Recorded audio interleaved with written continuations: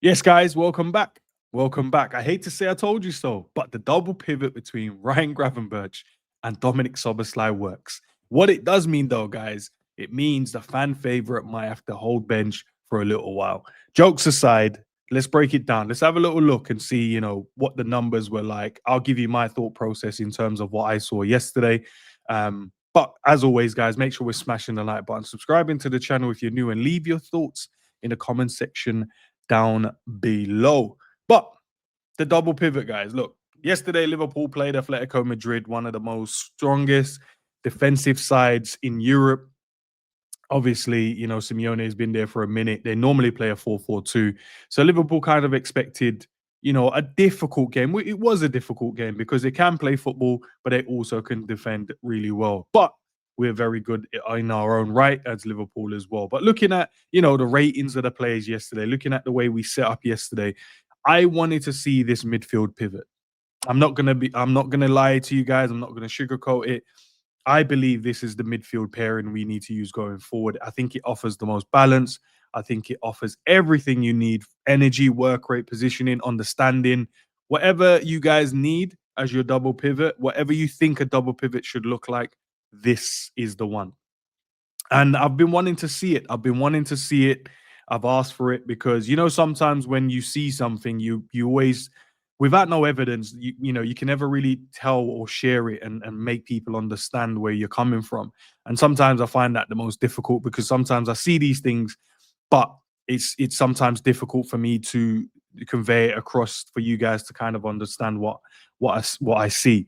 But I hope you guys can see what I saw yesterday, man. You saw tenacity, you saw work rate, you saw position, you see breaking the line passes, long, short, whatever you needed to see, ball carrying, tackling.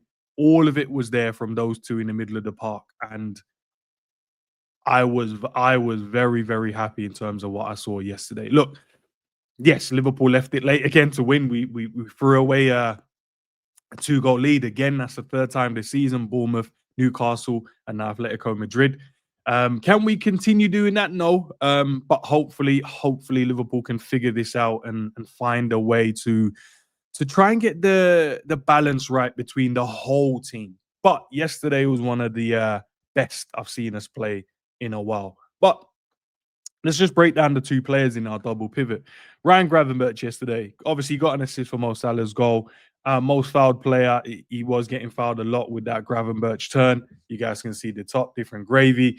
Most duels won 7, 100% tackle possession. Like that is outstanding to win all your tackles in the midfield as well. What you're asking for. A lot of people are saying we need a combative defensive midfielder, someone that's going to be in there breaking up play and winning it. That's what he's offering. Aerial duels won 100%. 89% passing accuracy. Yes, fantastic. 11 passes into the final third. That was one of the things. Shout out to G, my guy. That was one of the things he did a video yesterday asking about that. And that shows it today, or sorry, yesterday, he's shown what he's about. 11 passes in the final third. That means he's not only turning and progressing the ball well, but he's finding those passes in the right area, which is fantastic for me. 6 out of 9 ground duels. So, whenever the ball's loose and you're scrambling around to try and get it, that's more than enough for me. Obviously, could he have won all of them? Yes, you'd love him to, but that you're asking for perfection now. It's very difficult on a day-to-day and a game-to-game basis to be perfect. But he was close to being perfect yesterday. Not only did he assist, not only did he defend well, his positional, sense was there as well. And the combination between him and his partner in crime, Soboslai, which I'll get into in a minute. But looking at Ryan Gravenberch's heat map, guys, obviously Liverpool played majority of the game in, you'd say in Atletico Madrid's half in terms of, when we were on the ball, we had our two holding midfielders more screening the back line to make sure, nothing kind of got through. But you're looking at his heat map there. He covered everywhere. It looks more central when we go into a defensive shape, from the heat map just in the second half. But in that first half, as you guys can see with the arrow pointing forward, you can see how much he was so dominant in that particular position. And then we look at Dominic Soboslai, guys. Dominic Soboslai yesterday, 107 touches. This guy ran the game. I think it was Gravenberch in the first half, in my opinion, and then Dominic Soboslai in the second half was the one that ran the game. 91% passing accuracy, 3 key passes in that. You look at crosses, obviously he got down the line. He was overlapping Mo a few times as well to help him in those moments. His long ball, and Dominic wasn't one you normally you looked at for those long passes in the game, but clearly he's up in his game. Big chances created one, which is great as well. It shows that he's creating chances. We looked at Gravenberch, he got an assist there. Ground duels, 4 out of 8, which is great, 50% there. And then aerial duels, 1 out of 3, probably could do a bit better there. But then again, we're nitpicking there. But then you look at tackles, interceptions, and your clearances, what you want from your double pivot, your midfielders. Not only they're combative in terms of they're willing to get dirty, they're willing to fight for every duel and every tackle, but also they can create. And that's what I'm loving from the both of them. And that's what I saw yesterday. And we can allow this double pivot to manifest, marinate, whatever word you want to use in there, whatever adjective you want to use, as long as we can allow this to just work for a little bit, give it games, and let's see what we can make of it. I think it's the best shape. I think it's the best pairing we can ask for in the middle of the park. I'd love to know what you guys think in the comment section down below. What's your double pivot? But looking at Dominic's heat map, slightly different to you'd say Gravenberch, but to be fair, similar as well. They dominated in one half of football. They were making sure they were available if the ball got recycled, and they were standing in good positions to make sure they were available for any pass if needed by the forward thinking players. But we dominated the game, in my opinion, for large portion of that game. Obviously, Atletico Madrid did have the ball a few times, and yes, they did create their own opportunities. But if you look back at their goal, if you really dissect their goals, the goals came from nothing really. It wasn't like from dominant football, and then they created these crazy chances. I still have a little bit of a gripe with their first goal. I think I can't remember the player. It might have been Raspador. I think he was in front of Alisson from the angle I'm seeing, and I think that should have been disallowed because Alisson dived late because the player was blocking his view. The player was standing offside. And then their second goal was a deflection off of McAllister's heel. So you look at the game, and yes, we had to leave it late again to come back in the game. But realistically, the goals were nothing goals.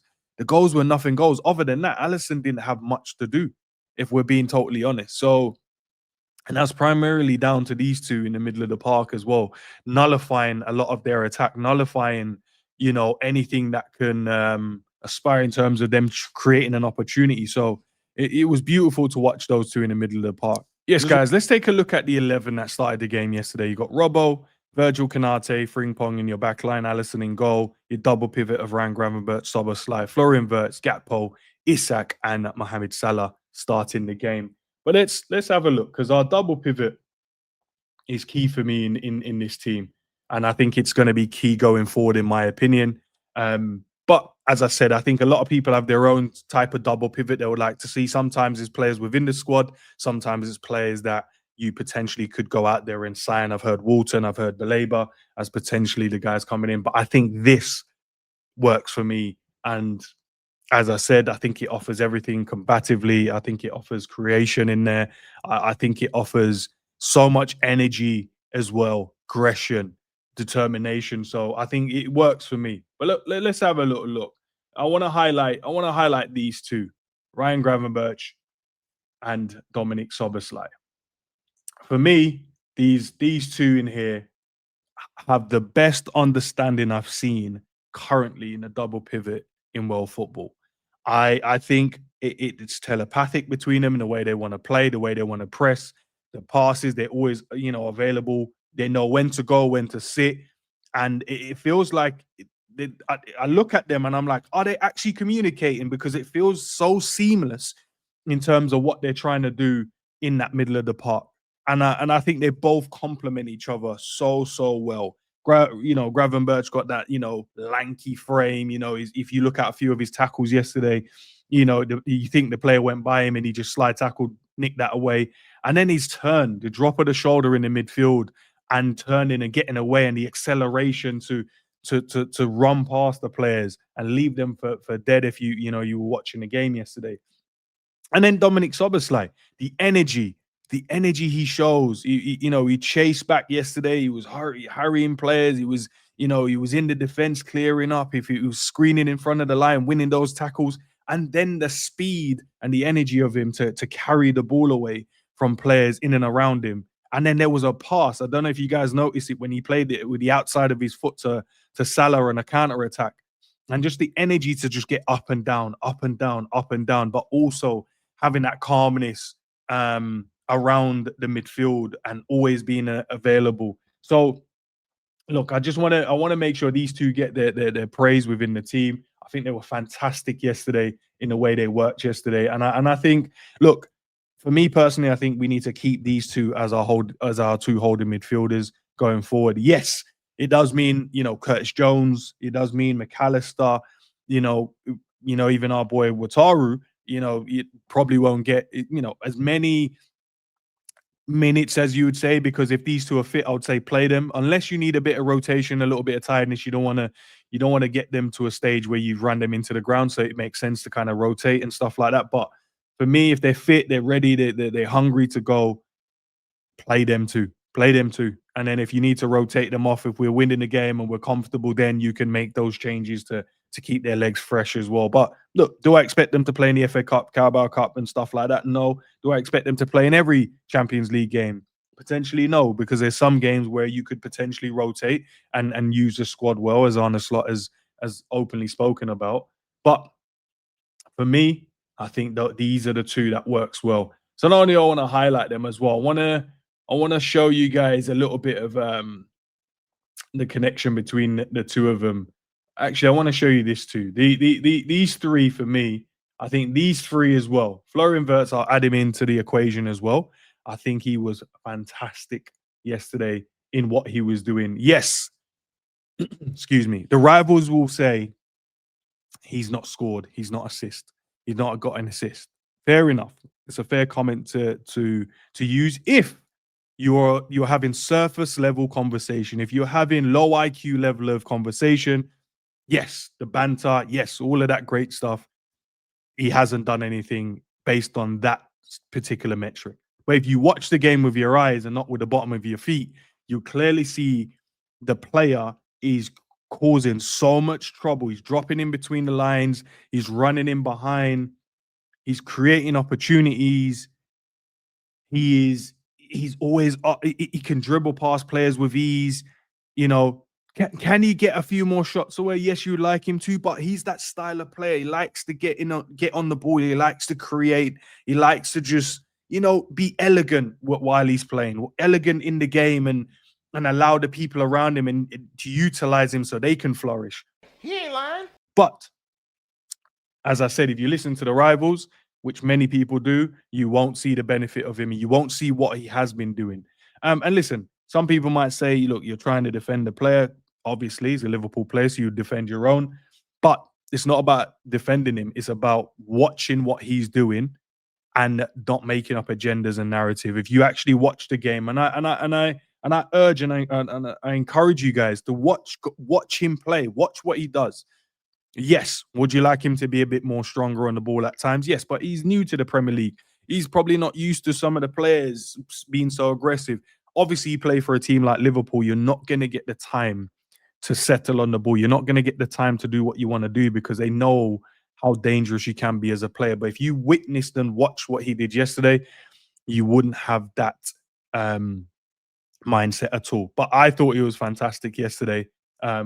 For me personally, and I think he did well. He linked up with Salah well, linked up with Wirtz well. There was moments with lovely little 1-2s with Gakpo and stuff like that. And I think the midfield in this triangle in particular, I think it works fantastically well. But let me know in the comment section what you guys think down below. But for me, I think it works well. But who am I? Who am I? But let's get back into it, man. I want to carry on looking at these three and seeing what people are saying as well. Living Liverpool says here on Twitter, or X as you like to call it, I love Maka, but this should be our starting midfield trio. They are magnificent and balanced. The key word I'm looking for there is the balanced one, because that's what I've been asking for, and that's what I've been saying. I think it offers Liverpool so much balance in the midfield. At no point yesterday did we feel like the midfield was an issue for me personally, but you guys will let me know in the comment section down below. At no point yesterday did I feel like the midfield was an issue.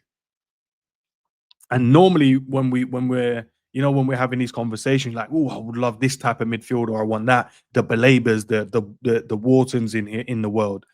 These are the kind of players people are asking for. But it's because we didn't have the balance. He ain't lying. What Timothy is saying here as well. He says, when you employ the best midfield pairing on the planet, even jackpot level luck won't save you. Generational first half from Gravenberch, followed by a generational second half from SZOBOSZLAI. They won us the game in each half. The physicality, manifestation off. I feel safe. I feel safe as well, man. I feel very, very safe when these two are in the midfield together. But listen, guys, let me know in the comment section how you feel, about these two. I'd love to have a discourse with you guys as well. But, Florian Wirtz, I was just mentioning his name just then. Guys, I know he hasn't scored. As I said before, I know he hasn't got an assist yet in the Premier League as such. But he's creating chances. He's creating opportunities for his teammates to score. Mo Salah should have scored, got him an assist. Frimpong should have scored to get him an assist when he laid it off after he rounded the keeper. Frimpong miskicked the ball. So he would have had 2 assists in the game in that particular moment. He laid one back to Ekitike, which fired over the bar on his left foot. Probably could have brought it down a little bit more and then get the shot away, but obviously trusting his ability, he thought he could. So I'm looking at 3 opportunities where, players were in front of goal and didn't take the opportunity that he created. So if you watch the game with your eyes closed, you're obviously not going to, see these things. Listen, I know the rivals are going to critique him, as I said before. Don't worry about that. He's doing his job. It's just the other guys hasn't put them away, if they put away some of these chances yesterday, would have had 3 assists in the game. Let's be honest. They put those chances away, you would have had 3 assists in the game yesterday. But I think he's going to be fantastic for us going forward this season. And all it needs is that one moment when it clicks and the assist is there, the combinations are working well, like we saw yesterday. And I think we'll be perfectly fine. But looking at his heat map, I think his heat map shows an attacking midfielder. He's operating off the left a little bit, operating off the right a little bit as well.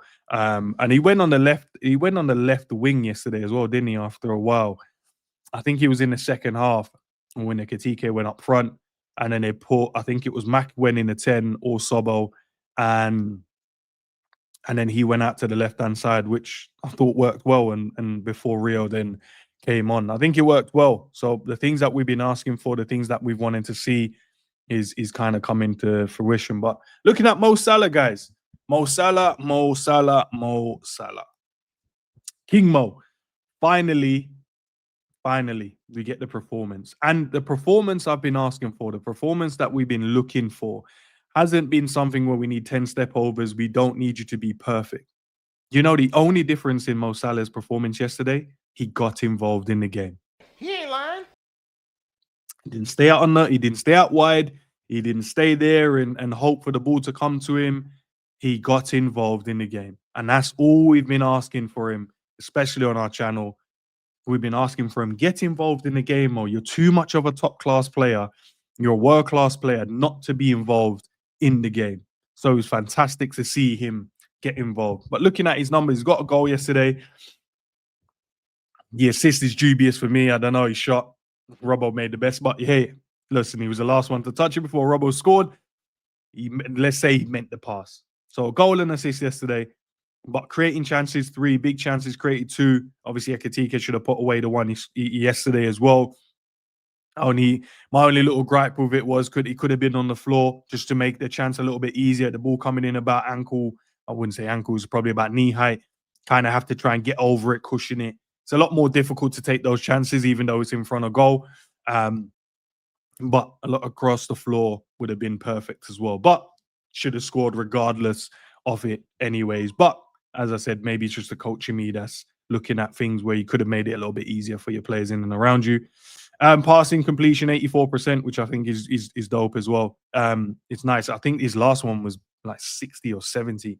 So, but obviously, as a creator in the team, as a player that's going to continuously try and make things happen, your passes are always not going to be very, very high because the type of passes you're going to try tends to be the more creative ones. So yes, them 9 times out of 10, they're probably going to get cut out. But fantastic performance from Mo Salah yesterday. But as I said, there wasn't nothing special in the performance. It was more the special part was me seeing him get involved, me seeing him being, I am Mo Salah.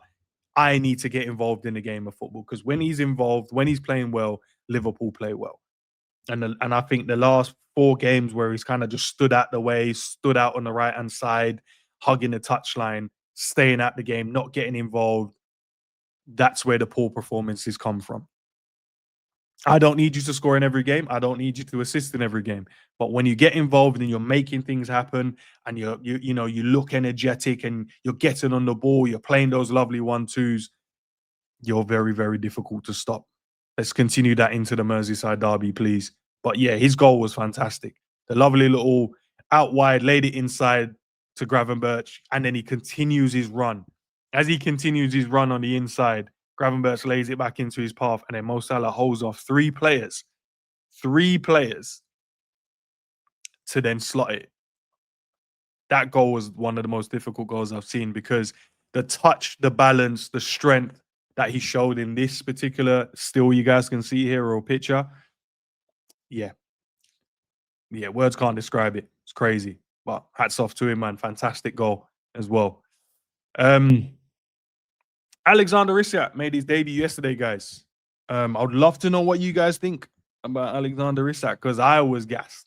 I was happy. I'm sure probably 100% of all Liverpool fans was gassed watching him play yesterday.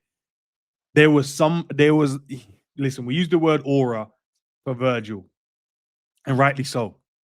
I'm going to use the word aura for Alexander Isak. This brother yesterday was on smoke. Played 58 minutes, I think it was, in the game. 58 minutes, maybe a minute off. I've got the minute, maybe a minute or 2 off. But 58 minutes of absolute cold, calculated speed, skills, energy. I don't know. You guys throw some words in the chat as well. Let me know. Throw some words in the comments for me. But he was magnificent, man. He was just on job. And that was an unfit Alexander Isak. So a fit Alexander Isak, yeah, might be crazy still. A fit Alexander Isak might be a problem. Might be an absolute problem. But he was it felt like he's played in the team for years. You know when sometimes a player comes in here like, oh, he didn't understand. The guy made the run. He didn't really pass it. Okay, he spun, but no one get. It felt like he's been in our team for years and he was just injured and now he's back. That's how it felt yesterday. But as you guys can see here, 4 touches in the opposition box, which is mad. And he probably could have got a couple still, man. Little shift and then, yeah, he probably could have got a couple as well. There was one Mo could have squared it to him as well to get the little tap in. But listen, all of that stuff will come. He created a chance as well. The little lovely play between him and Florian Wirtz nutmegs the player. Wirtz goes into the box, rounds the keeper, lays it to Frimpong, but Frimpong miskicks the ball. 25 touches, which is quite good to be fair as well, because that means he got involved in the game and he pulled wide as well, guys. So I know I've seen some people like, yeah, Ikitike is always pulling wide as well in the center. But I feel like when he pulled wide, Gakpo didn't make those runs inside. I think that kind of, communication didn't work well between those two. But it looked like it worked very well between Isak and Gakpo, because as soon as Isak pulled out to the left, Gakpo went central. So then there was always someone in the middle to play off of if needs be. But I thought he was fantastic. And if that's a man that's unfit, strap in, guys, because this team is going to be outrageous. But guys, listen, I've been waffling for too long. Let me know in the comment section, guys, what your thoughts are. Let me know in the comment section, if there's something that you wish I covered as well. Let me know if there are things you disagreed with. Let me know in the comment section. I'll definitely get back to you guys there as well. We can have a bit of a discourse. But guys, listen, it's your boy Ens, as always. Love for the support. Make sure you guys are smashing a like.